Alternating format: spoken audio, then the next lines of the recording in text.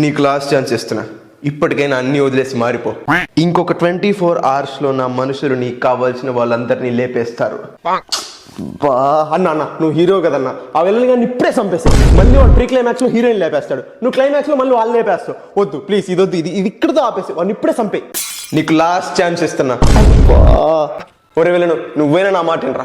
నువ్వు ఎవర్రా? నువ్వు హవేలికా డాన్ ద మాఫియా డ్రగ్స్ రా. నువ్వు ఆ హీరోగా ఇప్పుడే లేపే. వాడికంటే ఎక్స్ట్రా నువ్వు 1 feet హైట్ ఉన్నావు, వాడికంటే మంచి బాడీ నీకే ఉంది. నువ్వు వాడిని సంకలో పెట్టి పిసికేసినాడు చచ్చిపోతాడు. ముందని చంపే. నేను ఇక్కడ స్విచ్ ఆన్ చేస్తే అక్కడ ఢిల్లీలో ఫ్యాన్ ఆఫ్ అవుతుంది.